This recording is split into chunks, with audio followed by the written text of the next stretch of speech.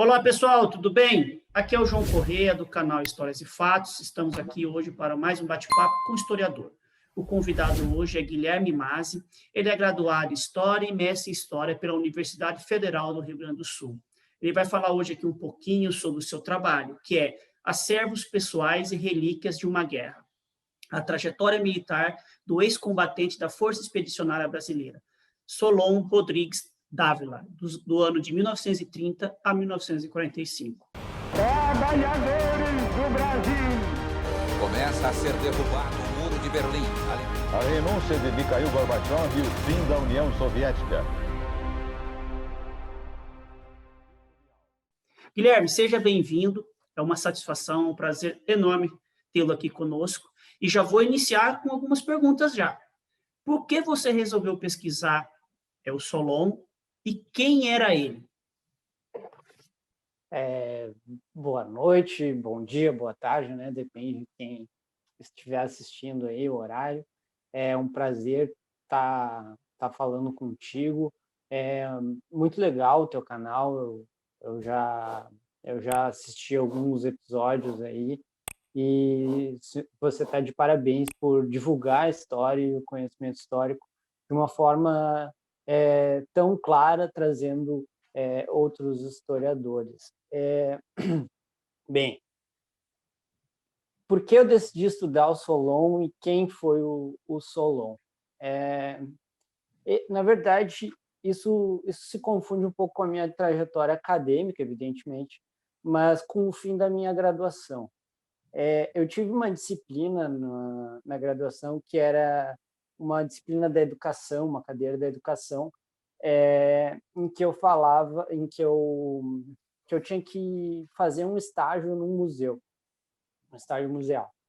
E nesse estágio eu fiz lá no Museu Militar do Comando Militar do Sul, né? E nessa época, isso foi em 2015, nessa época o museu tinha uma exposição, desculpa, tinha uma exposição que era Diários de Guerra, que era basicamente uma exposição criada em cima do diário de um ex-combatente, que era o Solon, em que ficou cerca de 6 meses lá exposto e tal. E nesse curso de práticas museológicas e durante a disciplina, eu tive uma relação bem legal lá com o pessoal do museu e disse assim, olha, eu preciso de algumas fontes, eu sei que vocês estão aí precisando de gente para pesquisar, e enfim, né, aquela coisa de... E, enfim, deixaram eu entrar em contato com o diário, né, eu li todo o diário, transcrevi, e aí fiz o meu TCC em cima do diário, do Solon. Então, por que eu decidi estudar o Solon, né? Evidentemente, é por ser ele um ex-combatente brasileiro da Segunda Guerra Mundial e por ele ter escrito esse diário entre 1944 e 1945. Então, quem foi ele, né? Ele era um oficial do Exército, ele se graduou na Escola Militar no Realengo em 39 e começou sua carreira militar e tal. E quando ele era primeiro-tenente, ele foi transferido para o Rio de Janeiro. Ele era oficial da cavalaria. Ele foi transferido para o Rio de Janeiro e acabou fazendo o curso de transmissões. O curso de transmissões, no caso, para quem só contextualizar, né, o Brasil estava inserido geopoliticamente naquele contexto de guerra, né? E em 41, fim de 41, tem o ataque a Pearl Harbor e tal, e basicamente foi o que levou toda a América à guerra, né? E em 42 tem os torpedeamentos, etc. E o Brasil declara guerra ao eixo. A partir de então, tem-se diversos movimentos para se construir tanto uma força de guarnição, né, que vai fazer uma proteção do território brasileiro, onde são deslocadas tropas do Nordeste, há um aumento no efetivo militar, há uma necessidade de obtenção de novos equipamentos e etc. E, paralelamente a isso, com a aliança com os Estados Unidos, o Brasil começa a construir uma força expedicionária, que até então não se sabia exatamente se seria efetivamente enviada para além-mar ou para onde seria enviada, mas em 44, né, ela vai finalmente desembarcar na Itália. O Solon, nesse contexto, ele acaba sendo incorporado nessa movimentação, nessa ampliação, e por ele ter se formado em 39, eu acredito que ele, eu não digo assim, estivesse mais fresquinha as coisas, né? Porque há toda uma formação anterior ligada ao estilo francês, né? E a FEB foi, enfim, construída e equipada ao modelo dos Estados Unidos. Mas essa movimentação levou diversos oficiais ao Rio de Janeiro. E ele, como era oficial de cavalaria, acabou indo para... Putz, eu esqueci agora a escola de preparação lá. Escola Militar de Realengo? Não. Eu acabei agora esquecendo qual foi a unidade lá que ele foi transferido. Mas foi colocado à disposição da Escola de Transmissões, enfim, porque ele fez o curso e, posteriormente, ele acabou treinando novos, servindo como instrutor de novos quadros, né? Então, chama a atenção na trajetória dele que ele acabou indo para a Itália. Mas por que ele foi para a Itália lutar com a FEB? Então, muitos oficiais eles tinham diversas maneiras de escapar da guerra. E a filha dele conta que eu vou ir, né? Sim. Porque estava inserido naquele processo ali de treinamento de novos oficiais. Isso é o que a filha conta, né? E ele também conta isso naquele projeto do Brasil na Segunda Guerra Mundial, em que ele dá uma entrevista e tal. E ele diz que, não, eu, por ver meus companheiros indo e tal, eu também quis ir.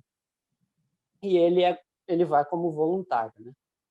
Então, ele vai como tenente, né?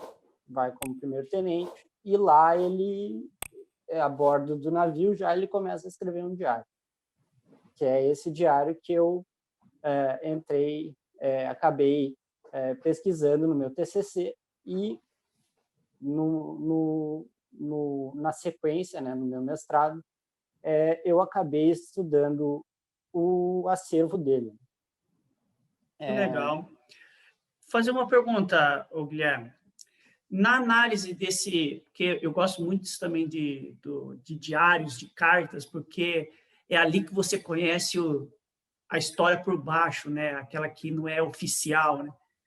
Assim, fala para a gente um pouquinho, lógico, depois, pessoal, vou deixar aqui o link da dissertação, caso alguém queira ler o trabalho do Guilherme, mas, assim, coisas que te chamou a atenção. Ele descrevia tudo mesmo, desde a travessia no Atlântico, o combate, corpo a corpo, ele fala quais as batalhas as campanhas que ele participou, como que é? É diário, é todo dia, ele tem periodicidade, como que é?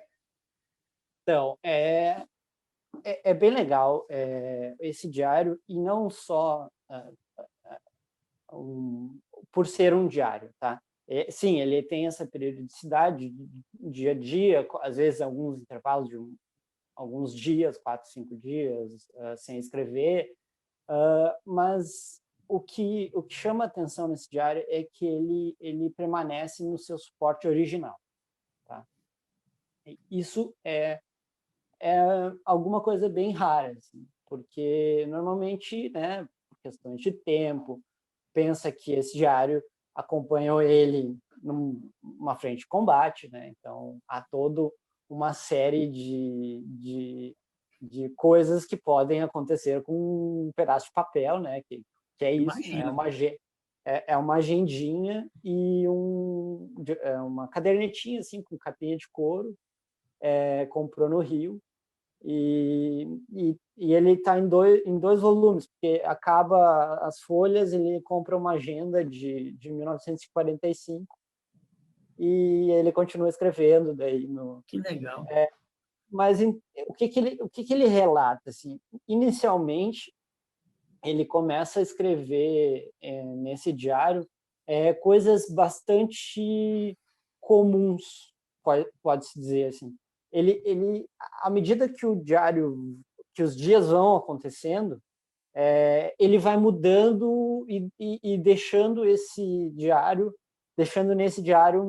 muito mais elementos da sensibilidade emotiva dele, né? Por exemplo, o primeiro dia ele descreve: as tropas se movimentaram por trem, embarcamos e estamos no camarote tal, sabe, uma coisa bem seca, bem relatório, assim, bem. Daí, alguns dias depois, ele já começa a questionar, assim. Por exemplo, tem deixa eu ler na íntegra essa parte para ti, que é algo assim fantástico, porque ele já começa, acho A que se no terceiro ou questionar. quarto dia,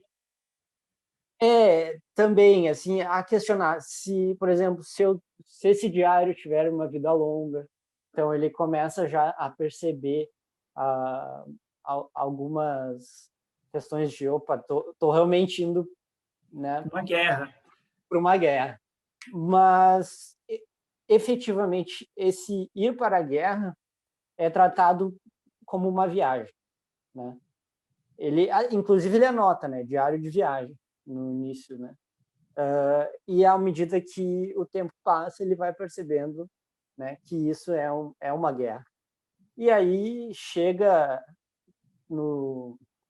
que é o primeiro dia em que ele está no front, em que ele escreve o seguinte: no dia 20 de novembro de 1944, ele está numa região chamada Monte Louco, e ele escreve em 2 horários distintos nesse dia. Ele escreve primeiro por volta da manhã ali, também algumas coisinhas, e por volta das 11h15 ele escreve da noite, quer dizer, 11h15 da noite. Ele primeiro escreve de manhã, e aí ele descreve assim: olha, está acontecendo um tiroteio aqui perto, né? Um pelotão nosso foi para né, para aquela região ali, que era, na verdade, uma casinha. Ele escreveu uma casinha no meio do nada. E após isso tem uma pausa na escrita, e é retomado às 11h15 da noite, em que ele escreve o seguinte: são 11h15, estou só em uma luz de uma vela e lanço mão desse diário para que ele seja testemunha da grande tristeza que estou tomado. Amaro, um ótimo companheiro, sai com uma patrulha, porém não regressou. Seu corpo tombou em Monte Louco, atingido por uma rajada de metralhadora, e não foi possível trazê-lo. Isso se deu um pouco mais de 2 quilômetros de nossa posição. Acompanhei pelo som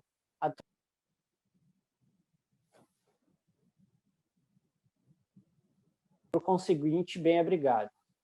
Isto é uma guerra, uma grande estupidez, né? Então, essa passagem desse dia, uma potência... Tá escutando? Ouvi. Tô. Tá. Que estavam ligando aqui. Tá.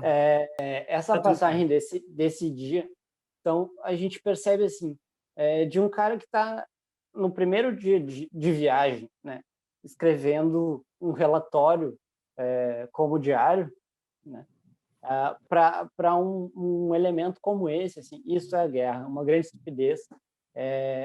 Há uma evolução numa concepção não só do que é a guerra, mas numa concepção de si, né? De o que relatar, o que escrever e como isso transcende o simplesmente um diário de guerra, sabe? Então, além dessa passagem, inúmeras outras passagens, né? Ele escreve até julho de 45. Então, é uma fonte muito, muito legal de se ler, mas, ao mesmo tempo, está inesgotada ainda, né? Dá para se dizer assim, porque tem muitas coisas que podem ser trabalhadas.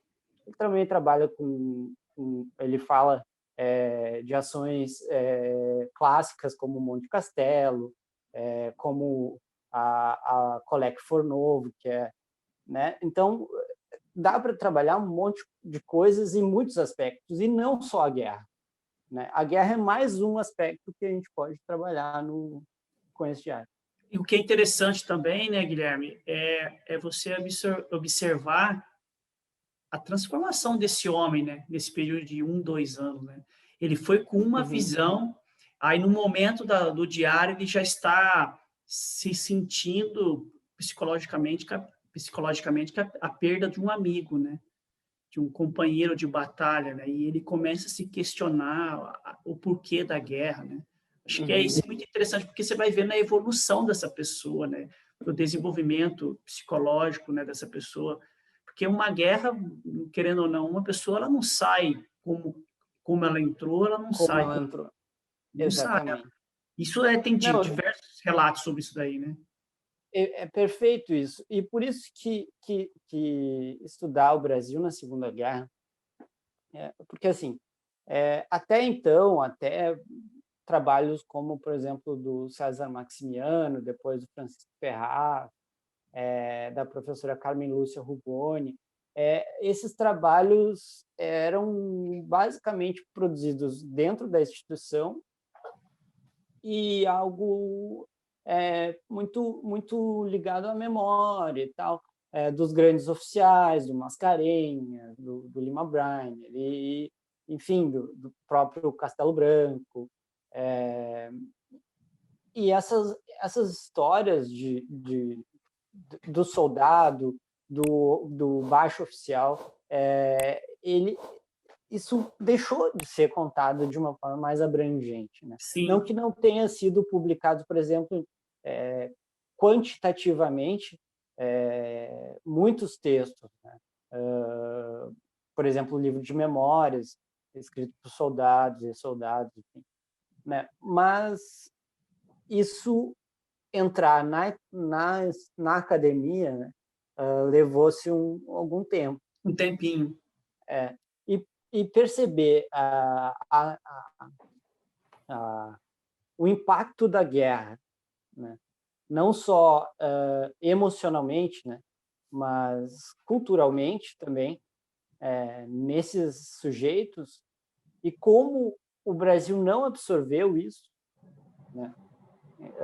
É muito legal, assim, a gente começa agora, sim, a questão de 10 anos que esses trabalhos têm ganhado maior fôlego e espaço.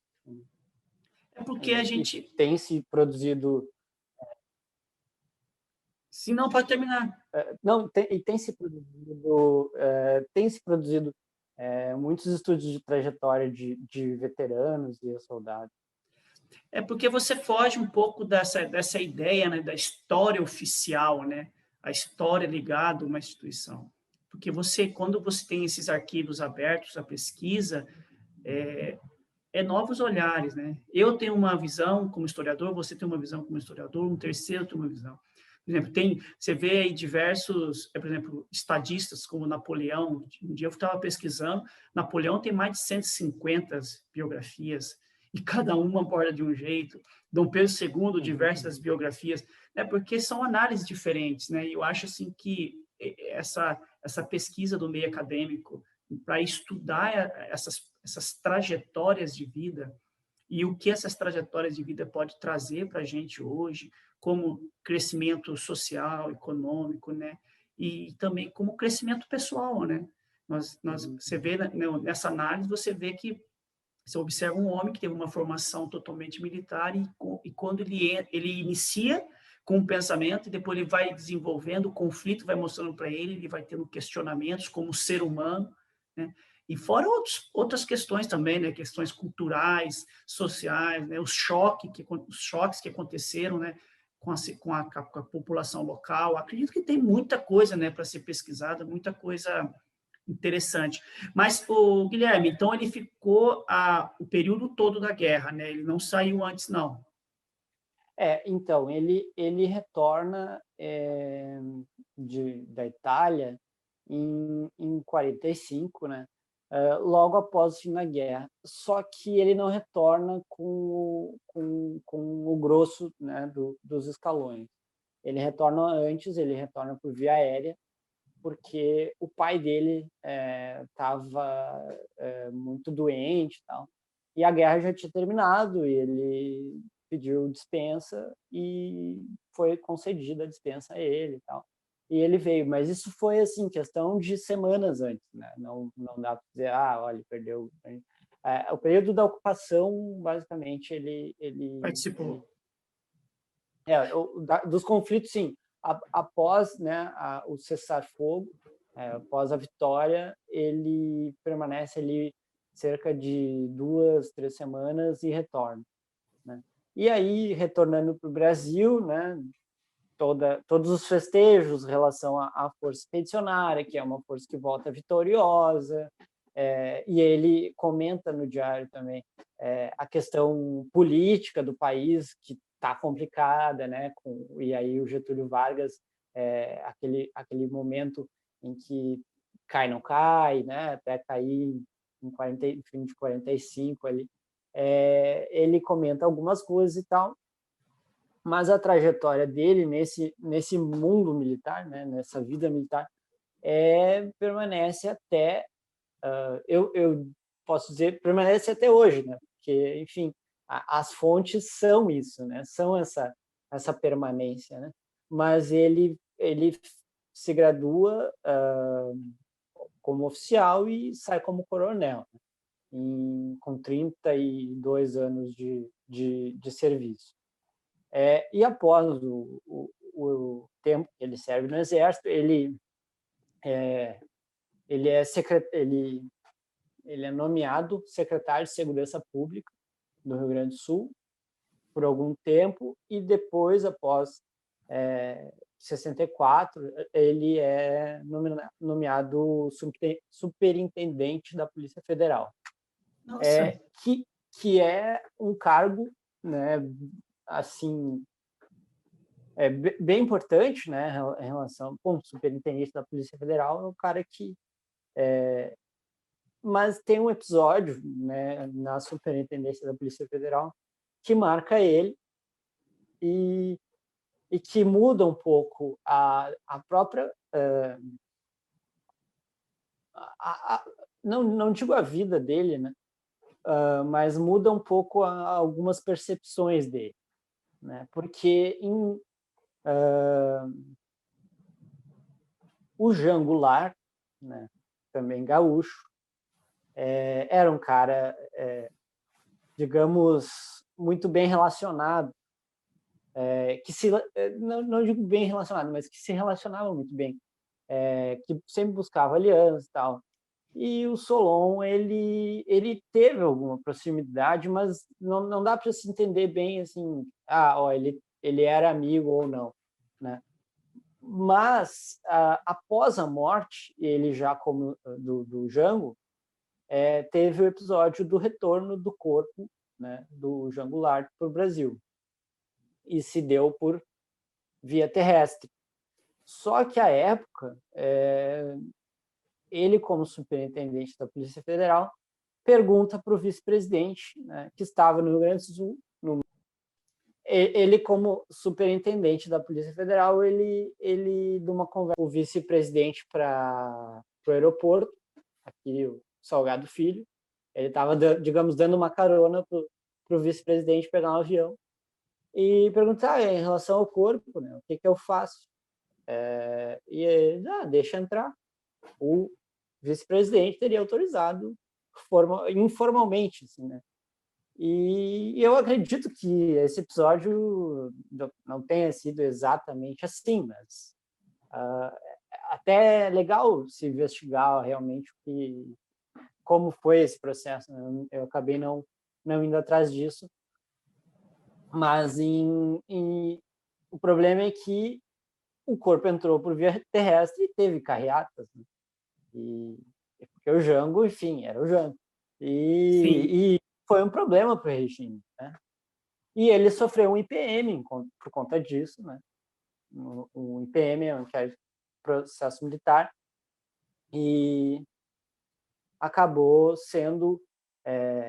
ele pediu, né, demissão da superintendência, e aí ficou tocando os negócios assim, até o fim da vida. Mas isso foi algo que impactou a visão dele da instituição. Além disso, né, tem todo um processo, somado a isso, né, tem todo um processo de esquecimento da FEB, né, que até agora, digamos, 10, 20 anos atrás, que tem se retomado assim, um pouco mais da memória e da história da Força Expedicionária. Que legal. Então, quando ele voltou da FEB, ele continuou sua carreira no Exército, e depois ele foi secretário de Segurança Pública e superintendente da Polícia Federal. Ele morreu em que ano? Você sabe dizer, Guilherme? Eu acho que foi 2009, eu não tenho... Nossa! 2009. Ele morreu com 92 anos. Né? 91, a maioria desses veteranos morre, viveram bastante tempo, né? Você vê que ainda tem então, alguns ainda estão vivos com 100, 99, 100 anos. Né? Mas o Brasil mandou para a Itália 25.440 e poucos, 45, 25.445 homens, né? Homens e mulheres, né? Teve corpo de enfermeiras e tal. Desses 25 mil, mais de 25 mil, muitos morreram antes, né?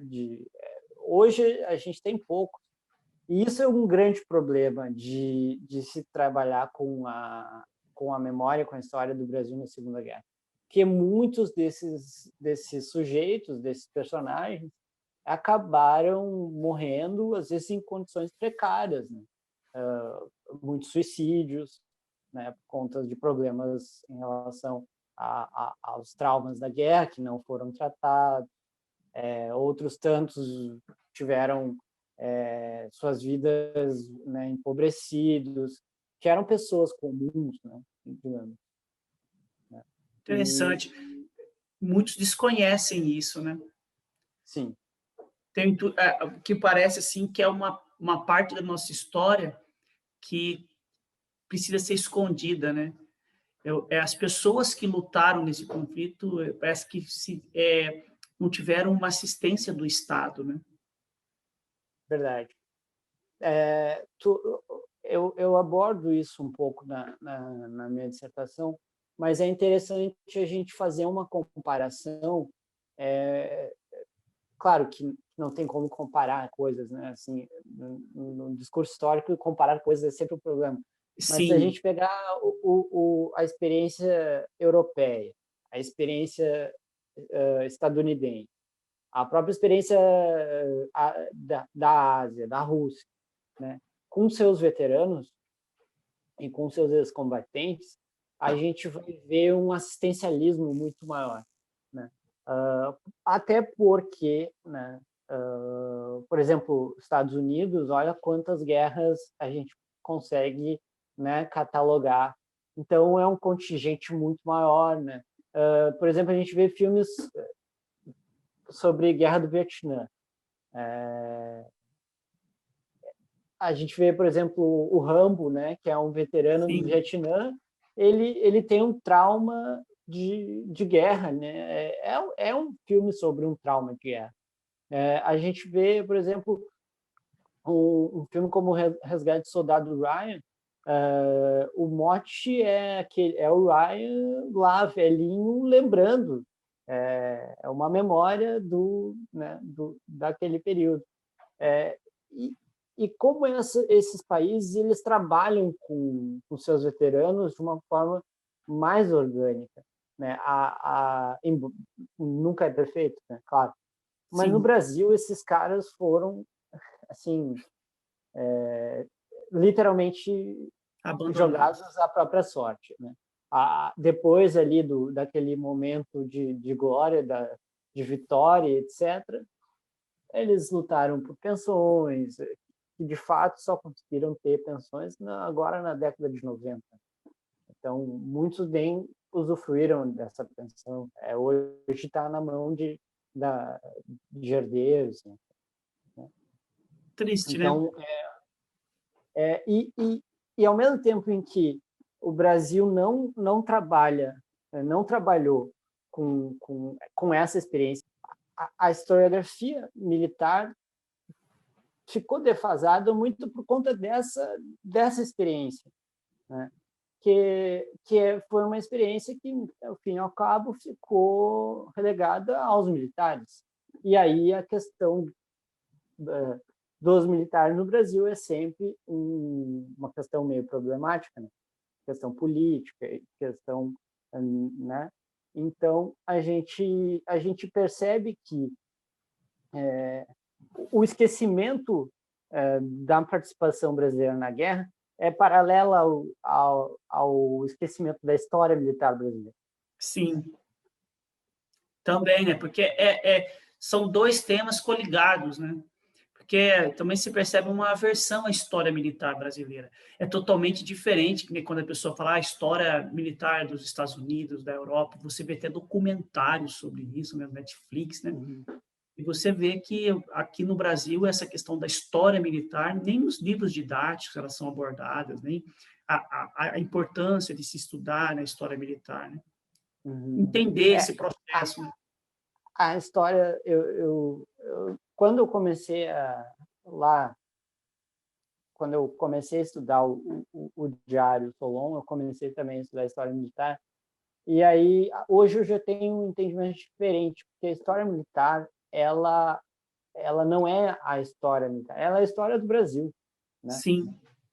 A gente cria essas caixinhas, mas a história dos militares, se tu for estudar o regime militar, né, tu está estudando história militar. Né? Sim. Se tu está estudando o governo Vargas, tu está estudando história militar. Tu está estudando a República, tu está estudando história militar. Porque se confundem as coisas. Sim. Só que a gente tende a dividir, separar também para, né, uma questão facilitar estudo também, né? Facilitar a área também, construção num campo, tá? Beleza, que legal, Guilherme. Eu agradeço pelo bate-papo. Pessoal, eu vou deixar aqui o link de acesso à dissertação do Guilherme, caso vocês queiram pesquisar, tá? Vale a pena a leitura, conhecer um pouco da história do Solon, né? Desse brasileiro que lutou na Segunda Guerra Mundial. E, Guilherme, muito obrigado, tá? E espero você para próximos encontros. O espaço aqui está aberto do canal. Eu que agradeço e, mais uma vez, deixar meus parabéns, né? Porque iniciativas como a tua são sempre valiosas para a gente conversar, não só sobre a minha pesquisa, enfim, mas sobre o conhecimento histórico, né? E eu acho que é fundamental a gente ter um espaço como esse para, enfim, dialogar história e, enfim, chegar a um público que às vezes é um distinto da academia, do Lattes e etc. Guilherme, muito obrigado, viu? Muito obrigado mesmo. Pessoal, tudo de bom. Até mais, Guilherme. Até mais.